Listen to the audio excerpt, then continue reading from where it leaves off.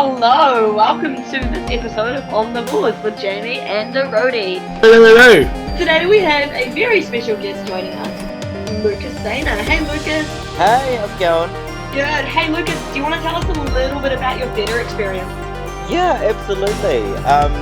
So I've been involved with theatre both professionally and at community levels for how long now?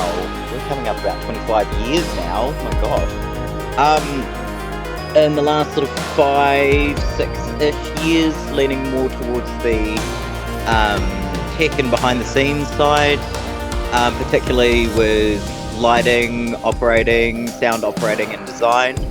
And yeah, that's kind of it in a nutshell. So, can I just ask a quick question? Which do you enjoy more, the community theatre or the professional theatre? I'll tell you what, it's the community theatre that's where all the fun is. Yeah. Professional theatre, don't get me wrong, I love its bits and pieces, huge spectacles, everything. I'm always amazed at what people can do. But honestly, there really is just something about the small scale, the community, everyone chipping in their own particular ways that really, it really keeps me engaged. It really sort of reminds me why we do this work. That's right. I recall my days working professionally.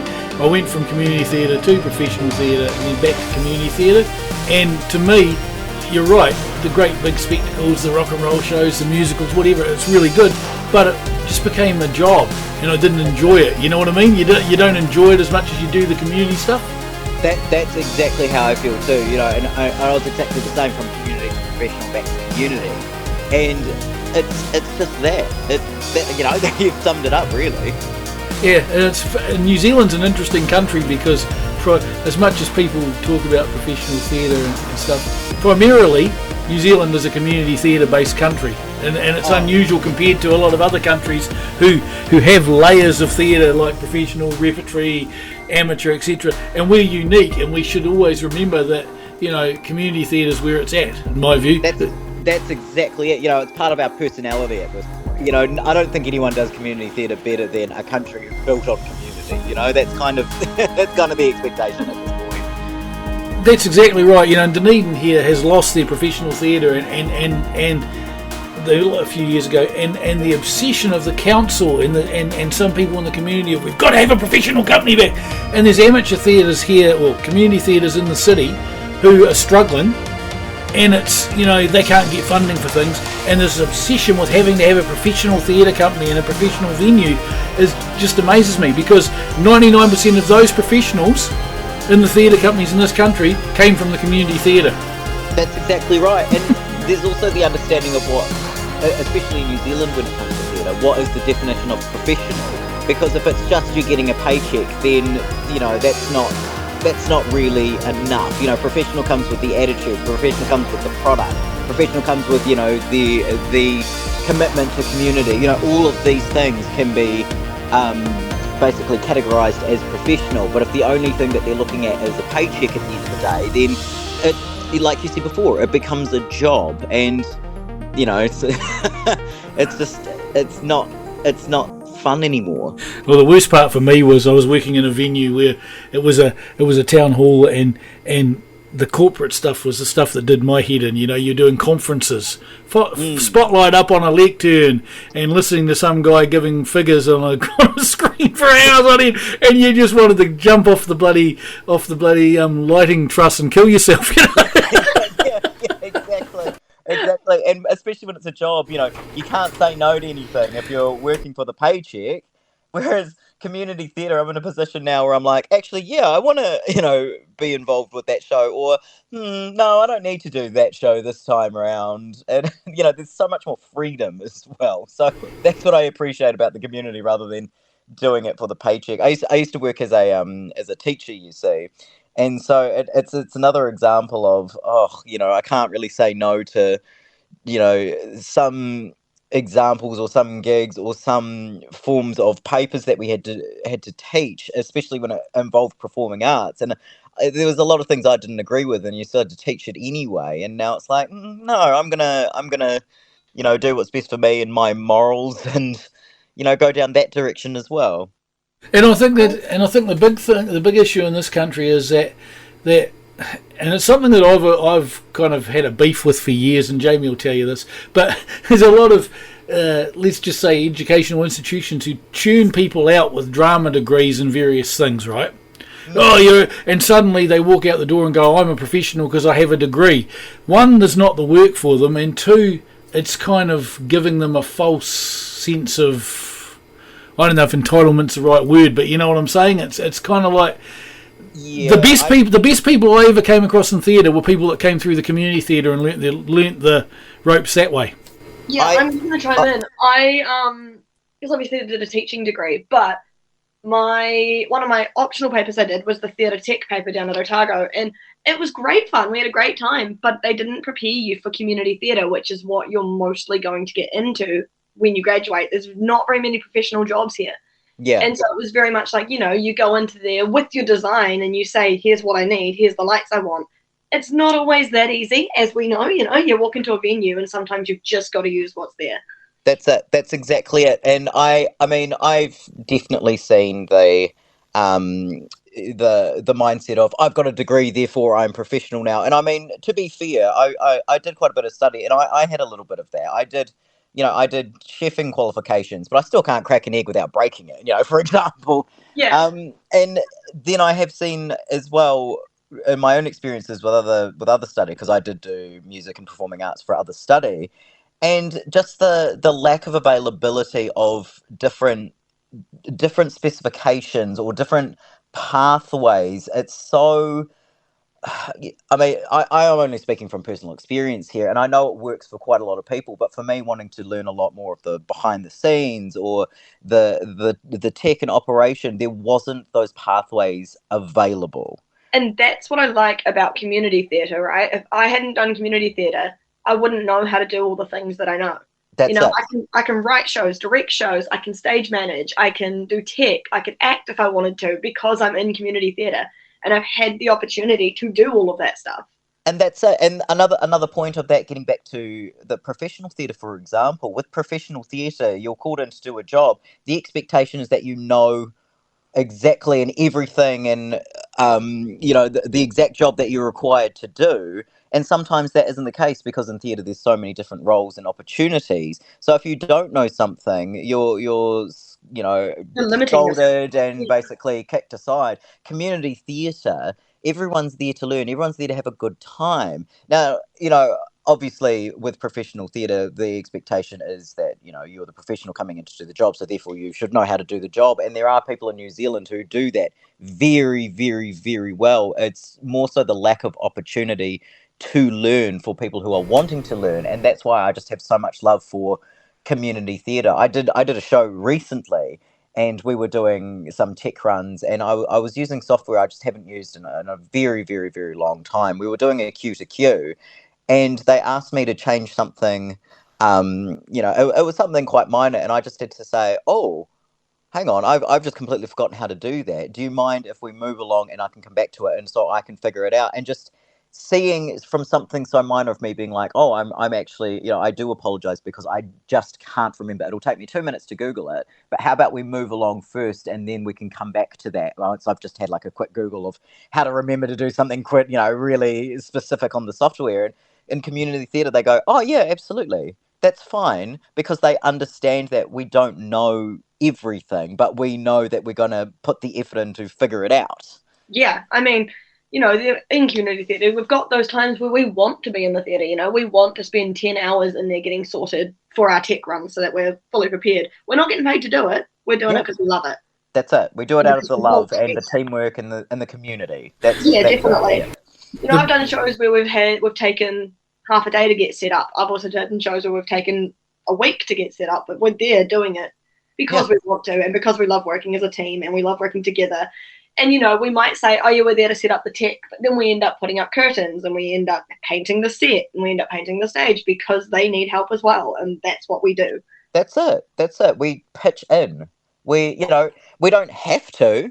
We absolutely don't have to. And there's absolutely valid times where people say, actually, no, because they're volunteering their time. But it's just knowing that you can, and if you ask for help, people are prepared to help if they have availability. It's not a matter of that's not my job. And I just adore that. I just adore that people are so prepared to pitch in and help. I have experienced that in professional theatre too, but it's not, it's more, it's more sort of leaning towards they're not expected to help. Yeah. And yeah, so they're not being paid to help, so they don't have to.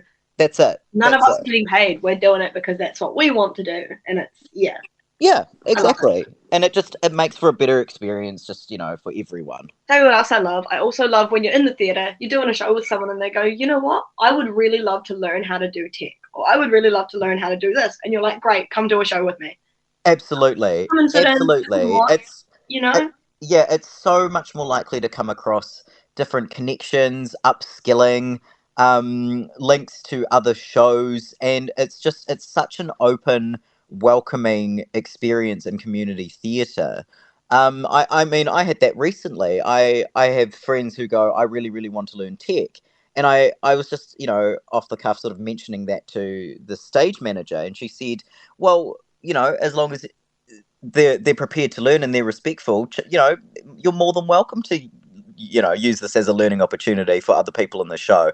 I had the director sitting in the box with me. I had one of the stage managers sitting in the box with me just because they were really curious and open to learning. It wasn't even a matter of, I'm watching what you're doing because it's my show and I need to know. It's nothing like that. It's very much, hey, I've never encountered this before, and it's a really important thing when it comes to doing shows. I would love to, just are you comfortable if I'm just there with you? And I go, absolutely. I love because it's a learning opportunity. And that's the biggest problem I have with these ones that come out with degrees. Not everyone, but they come out with and this is where I think the universities, the polytechs, whoever are doing these courses need to kind of link in with the community theatre, because what happens is they come out with the mindset of, this is how I've been taught that you design a show. So I walk out, I want 23 moving lights, and I want this type of lighting board, and I need this, etc. And I have had this experience where someone has turned up saying, I want to do tech, and they look at your rig, and they go, bloody hell, I can't use that. And you go, well, yeah, you can. And I always remember a lesson I took from one of my mentors, the late Cookie, who trained me in my lighting in the community theatre in Christchurch. He said, you don't go in with the design in your head. Right, you walk into the venue, look at what's in the venue, then you do your design. That's it. Clear. You design for the space, design for the content. But a lot of these courses, they teach them to, you do a design, then go and get the lights you need, and you go and do it. It doesn't work that way. And my big criticism is that they like to, they want to give the degree to people, you've done this tech paper, whatever, that's fine. But I think they need to link into community theatre and say to some of these techs, as part of your course, go to the local community theatre, learn how they do it. That's exactly it. And I've even had experiences where they're at these unis, these polytechs with flash gear, flash everything brand new, and then there's other there's other courses, polytechs and unis who have the worst gear, and it's almost as if they teach them that this is the expectation for the rest of your life. If you've come from shit gear and you go to flash gear, there's a budget here and how do you not know and blah blah blah. Or if you come from really, really flash gear and you're expected to use shit gear, I mean, I use those terms loosely, no gear's shit. If you no, well, you're talking about, say, old and new technology, right? In terms of that's exactly it. Most of them are learning on LED systems with moving lights and colour changing, etc. now, where most of the community theatres I've set foot in, there are some exceptions, still have 40-year-old lights that you've got to put gels in, still run through dimmers. Well, they're not teaching them that now, right? And that's the problem. They're not teaching them that, but they're also teaching them that if they have that gear, then they're low budget or they're trash, or how dare they not have flash gear? I'm too good for this because I've been raised with flash gear, or I was taught with flash gear. It's like, no, you really need to appreciate what you've got. You can't look at any gear and go, this is too flash, or this is too old, or this is too XYZ. You make it work and you have fun, because that's the venue, that's the context, and that's the show. See, that's the thing I love about Wellington, is I think every single venue I have ever worked in has had different gear. Yeah, absolutely. And so I've learned so much just from using all the different gear. Like the Griffin, they've got one board, and then you might go to Tawaha, who's got a different boat anchor. Yeah. Oh, yeah, the Griffin board. Well, not getting into that, but it's, and they're all different, and it takes ages to learn every single one, and sometimes you just need that day in there to just play with it all and just figure it out. And to me, that is so much fun. I love just going and trying to figure it all out again every time I go. That's it. It's at the end of the day, it's a bit like, you know, a car. If you can drive a car and then you hop into another one that's a bit flasher, or you hop into one that's a bit older, as long as you know sort of where everything is, you can figure out how to drive the car. You know, some are manual, some are auto. If you know the difference between both, you can drive both. Yeah. And it's always, it's just a learning thing, you know. You find someone who knows how to use that board or someone who knows how to use that rig, and you go, teach me, I want to learn. And they will always say yes. They're always like, 100%, I'll show you how to do it. So what in terms of some of the shows you've done the last couple of years there, Lucas, what's been your most enjoyable and what's been your most one you've enjoyed the least, just in terms of all of them? When I say enjoyable, I'm talking like in terms of even looking at the show and going, God, this is an awful show, or on stage, or you don't have to name names, or you know, an experience working with the crew and that, because I've done some shows where you know you like the show itself, you know, and then you've done others where God, I've got 45 minutes between cues and I'm going to go to sleep. You know what I mean? You know what I mean? And this play is very boring, you know. I've also done shows that I absolutely hated the show, but I loved the crew that I was working with, or the other way around. Hated the crew I was working with, absolutely loved the show. Oh, I've got stories upon stories. I mean, that'd take up a whole day. Tell us a couple. Yeah, no, I've definitely had some really, really, really good shows. I've had some really, really, really crappy shows. Crappy in the terms of whether it's the crew, the show, or sometimes it's even just been my attitude and I needed to learn a lesson. And we take accountability for all sorts of those things. I remember one of the first sort of professional shows I stepped into. It was a dance show, and I was recommended, and it was very sort of early on. We're talking about 5 or 6 years ago. I was recommended to do design and operation for this show, not really understanding, or no one kind of warned me to how professional it was. I loved it. I thought it was a wonderful show. I definitely didn't have the skill to do that show, and I acknowledge that now. But looking at it, looking at the set, looking at how people even talk to me with the expectation of this is a professional show, so you know I couldn't really interact with the cast and crew and all of that, but the energy that was put out there was phenomenal, and I had no idea that I'm working with industry professionals, and we're talking people at the top of their game, performing, dancers performing, and I just went, wow, you know, this is one hell of an experience, and I really had to readdress sort of my approach to things and my way of learning, because that wasn't community theatre and I wasn't prepared for it. There's also been some community theatre shows where the cast and they were some of the most beautiful people. The show was wonderful, and there will be one thing from whether it's a director or whether it's a crew member that just ruins it for everyone. But the cast are so comforting and supporting that we all come together and we have fun. We make sure that whatever beef is going on, that is not then translated to the stage. And that's really, really, really important. I've been in shows or been involved with shows with horrendous bullying or horrendous personalities, but as soon as people step out on stage, you would never know. You would absolutely not know. And the reason we do that, remember, the audience don't know. They have no idea. They've paid their money. They're going to come watch the show. You give them a show. And that's, again, back to that thing of being a professional. You're not letting anything that's happening backstage come onto the stage and show, right? Yeah. You're being a professional in a community environment. That's what professionalism is, not necessarily getting a paycheck, right? You know, I can tell you a story about an outdoor Shakespeare I did where there was 2 guys on stage who had to do a sword fight, right? Those guys had fisticuffs on one of the dress rehearsals backstage because I had to break it up, right? Me and the stage manager had to break it up. They'd also had fights during the season, and they went on stage, and the first night we thought they're going to hack each other to pieces with these swords, right? They didn't. They went on, they did the exact choreographed fight, and then went off stage and went to their separate corners, but had a fight again. It's like Jesus Christ. Yeah, you know. Yeah, I mean, I guess that's the way that, you know, that you always trained me, Roadie. It was always very much, you come in here like this is a professional environment. Doesn't matter what's going on backstage. Doesn't matter what's happening. Put on a good show. That's it. That's exactly. I mean, one of my favorite kind of examples of that is I've done a few shows. I'm not on stage very often, but when I am on stage, it's those extras. It's like a background thing because they just needed someone to fill space. And those are absolutely my favorite characters because they're the most memorable. The show can be 2.5, 3 hours long, and I'm on stage for maybe 10, 15 minutes of the show. Those are my perfect on stage kind of roles.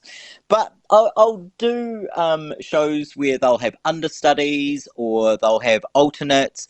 And the alternates know that that is their role, but will still complain and still go, "Oh, I'm not the main. Like, why aren't they speaking to me as if I'm the main as well? You know, I may be the alternate, but I'm also the main character." Blah blah blah. And I'm thinking, be grateful that you're even on stage. Mm. You know, I'm on stage for 15 minutes. I love that. That's all I want. You know, it doesn't matter that you're an alternate for the main character. You get your moment. Like exactly like I get my moment, or someone else gets their moment. It's those personalities as well that I've noticed come out a bit more recently. Oh, for sure. And I remember some guys who did this is Christchurch days again, where there was a couple of people who specialised in being the third soldier from the left or the butler or whatever, right? Yeah. And they were the most enjoyable guys to watch. They had bugger all lines, and they were the most fantastic characters on stage. You know, they just had a good time. I love them. Yeah. They're just there because it's fun. They're not taking it too seriously, and I absolutely love it. It's the same. That's why I tend to be in the crew. It's because crew tend to be like that. We're like, you know what? We're not the main character. We are here, and you wouldn't have a show without us, but we're here because we want to have fun. That's it. Like, and you need us. You need those things. Yeah, definitely. You cannot have a show without us lighting techs or without our stage managers. But we don't care about being on stage. We don't care that we're not the centre of attention. We don't care that you can't see us. We are just wanting to have a good time with a bunch of people that we love. That's it. That's exactly it. The last show I did, I just finished doing Private Lives. And there's a character in Private Lives, which is this French maid. Now, Private Lives is a 3-act show. This French maid doesn't turn up until Act 3. Right at the start of Act 3, she's on stage for a minute, and then she's off. And then about halfway through Act 3, she comes back in for less than a minute, and then she's off. And she is the comic relief. She was so funny, and every single night got a bit of an applause because no one was expecting it. But you needed that character to... it was relevant, it wasn't written just because. It was relevant to the plot. And I just thought that is the best. Those characters just make the whole show. If they weren't there, you would, it's missing.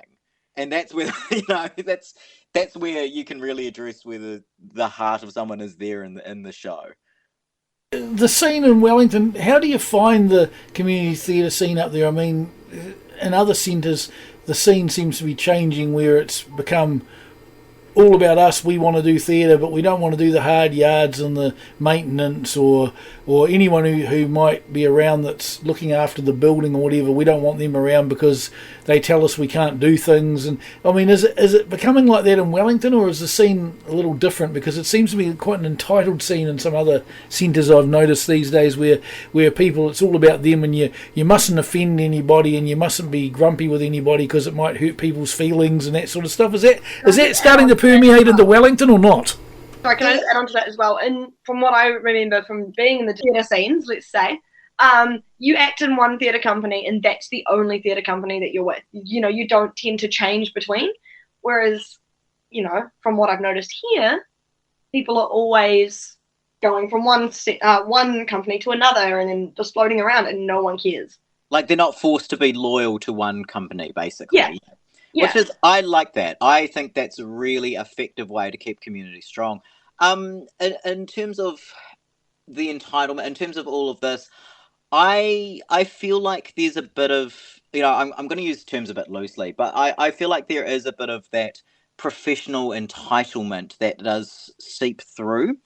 There isn't enough immersion in community theatre to acknowledge, because community theatre is a whole different ballgame compared to professional theatre. In professional theatre, you do have to have a bit of sternness about you, again, because you are the professionals. This is what you're paid to do, therefore do your job. But when I see, I think I'm seeing a lot more disrespect towards people who aren't on stage, for example, or if they're not backstage actively like a stage manager or a costumer, for example, then because they're not doing the hard yards like on the stage or adjacent, then clearly their job's not as difficult, and they just need to, you know, buckle up and sit down and do what they're there to do. I haven't personally experienced that level of disrespect when I'm operating, or, you know, if I'm doing behind the scenes stuff. Like, I've done a lot of audio production, for example, but I've definitely seen it. I've definitely seen people go, I am the performer, therefore get out of my way. And there are times where that is absolutely warranted, but it's the way that it's done that, whether it's contextual or whether it's just, you know, on purpose, or in a really purposely bullying kind of way. Because there are times I will absolutely validate that people need to be a bit ruder, or people need to get out of the way, or people need to be gruffer. But then there's also the context of why it's being done. And I think that's where the message gets lost, in the sense of there isn't enough understanding of the context of why people are doing what they're doing, or why people need to be a bit sterner, or why people need to be told no from both sides. Yes. Yeah, I agree. I agree. There's, I mean, a show I did fairly recently, you know, we keep getting told as tech, oh, here's a thing that needs to get fixed. It's a health and safety issue. Fix it. And I'm just like, well, why can't you do it? Just because I'm a tech doesn't mean that I have to move a chair out of your way. Can you not, like, you could have solved that problem before you even messaged us about it. Yeah, exactly. You know, it's just like, and then there's other things that it's like, okay, fair enough. I'm a tech. I'll do that. It might involve going up a ladder. That's something that I can do. You might not be comfortable with. Fine. But yeah, I totally get it. You know, some of the times it's like, well, actually, by the time you told me about it, you could have already fixed that issue. Yeah, exactly. The worst part for me is when you get notes from actors, right? You don't tell me that something's a problem, right? Go to the director. I have said to actors in the past, I'm sorry, if the director tells me that, I will change it. That's it. I've had actors, we're midway through a run, and actors will come up to the box uninvited. Now, I mean, I can go on and on about theatre etiquette in terms of spacing, and where techs stay put and where actors stay put, and you respect that space. But that's another story. But yeah, I've had actors come up and be like, oh, actually, I prefer to stand over here. Can we maybe shift that cue? And I have to go, no, the director wants you there. The lights are pointing there. You stay put. Oh, yeah, but I want to be over here. You know, it's more of this. It's like, I don't care why you're telling me. No, that's not. I've also had actors that'll go, oh, actually, I didn't really like that colour of that light. Do you think you can change it? And I'm like, no. It might be an LED light that I could easily change the colour, but you're not the director. I'm sorry. I worked with a director one time that if you ever did that on their show, right? Didn't matter if you were in the lead role or you were a minor part or whatever, don't come back tomorrow, I'll recast. Right? Yep. And this was community theatre, semi-professional theatre, but it was like, you just find your light. That's where the light is, find it. Yep. I'm not interested in your opinion in it, right? That's where you go, right? If you don't like it. And that sounds arrogant, right? But unfortunately, that's how as you say, the protocol of how theatre works, both amateur and community. And some people get all feelings hurt when you speak to them like that. Oh, I'm offended. Well, don't be offended. It's just the way it is, right? You just do what you need to do, which is how you've been blocked and directed, and let me worry about what I do, and it all comes together. But like you say, Lucas, some people don't respect that thing. This is what I want. This is what I need. Well, it's not about that, you know? That's it. And then there's the other side of it as well, just in terms of, you know, we're still talking about professionalism, where actors actively have, you know, messed up on stage, and it has been pure accidents. It's our jobs as techs to make it seem like that didn't happen. Like, if they've skipped cues and we've got cues that need to follow lines, we need to trigger things, we skip ahead with them. We are a team, and we make sure that they are supported by their tech crew. Yeah. You know, we can't then be like, oh, well, you missed this cue, so I'm going to go back and, you know, you have to figure it out on stage. No, none of that. I have had actors skip pages of dialogue or anything, like skip ahead, and it is my responsibility to help them. So if they skip ahead, I skip ahead with them. I follow their lead because I know what I'm doing. Have you ever had them like skip like pages ahead and then go back pages? Oh, yeah. Oh my God, I had one do that one time where they skipped about 5 pages so we get all our cues in line, and then they went back to where they were meant to be, and it's like, oh my God, we've got to go backwards now. Yeah. We've all had that. It's stressful but you know. Yeah, it's stressful, but I'm not the one on stage, you know. We're just there to make them look good. We make them look good. I've had actors then come up to me afterwards and fully apologise, and I have to remind them, I'm like, no. You do you. You look after you. It is my job to help you. Because if I went and then scolded them for it, because, it's contextual. This is an accident. We never shame people for accidents. And we just go, no. If you did that on purpose, that's a different story. But we are a team, and I will do everything in my power and in my knowledge to make you feel supported, that I will follow you. Likewise, though, you see, I've had words with actors a couple of times where they'll change lines or change words, and an understanding of just how we're doing things is generally we're following a script, so you kind of need to get the wording right. So often I've been following a script and I'm going, what are they saying? They've decided to change a word, or they can't remember, and then they'll say to you, oh, you didn't do that lighting cue. Yeah, because I didn't get the words. It's kind of like we've all got to play our part, you know. And that's the most frustrating, is I have had actors change lines because they think it sounds better without realising the whole context of the follow through that it has with everything else, stage crew, stage manager, and it's that, again, that's something you learn in community theatre, right? Like you say, things cock up, you learn it and you move on, but you've got to be aware of everyone else. Like my part too, if an actor doesn't walk, like you say, doesn't go where they need to go, you need to make sure you can cover them in the light, right? But when they change lines, that's the worst part, because it's like, geez, I remember having actors with whole paragraphs that were just crap. And you're going, where are they? Where the hell are they? What are they doing? And it was because they'd frozen and couldn't remember what they were saying. And to be fair, it was a Shakespeare and they were making shit up. And I was like, oh my God, you know. I tend to say to my actors, you know, even if I'm just operating, I would say to them backstage on the final show, I'm like, look, I'm all for little things being changed. Please don't change anything that's going to mess up my cue or going to mess up anything for the audience that are there to pay to see it. They deserve to see the same show that the first night audience saw, but if you want to change the odd line, that if it doesn't change the story, just let me know so that I'm not confused. Well, Jamie, we'll wrap things up shortly, but I'll just tell you, Jamie knows this story, Lucas, but my favourite story of a change that actually became part of a show was, I was doing this show, and I can't remember what it was, but it was a British, one of these sort of comedies, you know, where people come, it was a basic set of a house, and there was a scene where a man was sitting at a table having a cup of tea with a vicar. The vicar comes in and sits down, right?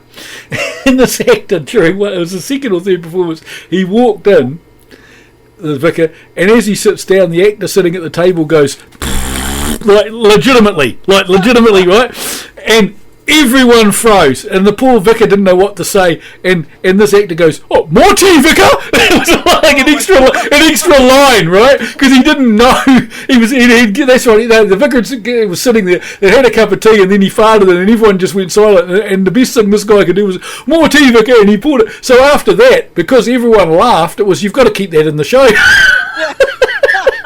So the poor bugger had to try and fart every night.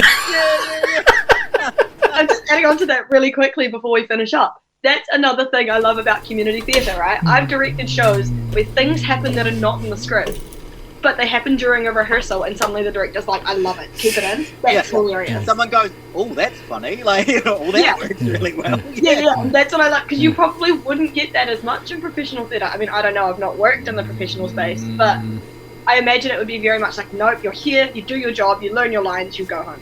Yeah. Whereas in community theatre, you know, rehearsals are a hell of a time. They are so fun. Oh, absolutely. They're a blast for that exact reason. I did Evil Dead recently, and just seeing what came out in rehearsals, because we had a bit more, you know, obviously you respect the show, you respect the content, and you do as what's written, but you have a bit more freedom to explore movement or explore bits and pieces, and because it is a community theatre show, we didn't have the professional theatre budget and the professional theatre expectations, so we had to make do with lack of props and lack of bits and pieces. We couldn't afford some really specific stuff, so we had to make things work, and finding the way to make them work and make them funny, and it was an absolute hoot. And honestly, I feel like that's where all my memories from theatre come from, is those rehearsals and those times where things go wrong. It's not doing the actual show that makes, Yeah. I remember. It's the stuff that happened while we were making the show. That's it. And that's where the real collaborative and teamwork and personalities come out. It's Definitely. Hey, Lucas, just before we end, what are some things that you've got lined up this year that you think people might be interested in coming to see? Ooh, what do I have lined up this year? I don't actually know. No, I've got my next show is at Mana Little Theatre. It's called 21 Minutes. It is going to be awesome. I'm doing a lot of bits and pieces behind the scenes for shows I can't reveal yet. But if I can't reveal things, basically I just want to emphasise, just get out and go see theatre. Just whether it's like cabaret at a bar or just some form of live performance, just go. Like the scene needs it. Yeah. Especially in the environment we're in now with the way the country's in a recession and funding of a whole lot of things has been cut. Sport, everything, man. Theatre and the arts are going to struggle. They're always the first things that will lose funding or struggle with costs. So if you go and support your local theatre group. Absolutely. As a teacher who teaches so many different kids out there, theatre is so important, right? So many kids don't know what they're good at and they can't find something they're good at, and then they jump on that stage and they just shine. Exactly. And it's so important for us to fund that and support them and do everything we can to keep them wanting to be doing theatre in the future. Yeah, exactly. Yeah. It's a sport in itself, so, Oh my gosh, being a tech is a sport in itself. Tell you what, the amount of times you're running up and down those stairs or up and down those ladders, holy moly. Who needs the gym when you've got the tech boot stairs? And you've got tech week, yes. Yeah. All right, well, that's been On the Boards, the first episode. We're feeling our way through. Hope Lucas enjoyed chatting with us, and we hope you enjoyed listening to Lucas chat, and what he said was pretty much spot on, I've got to say. So, that's been On the Boards this week. We'll see you next time.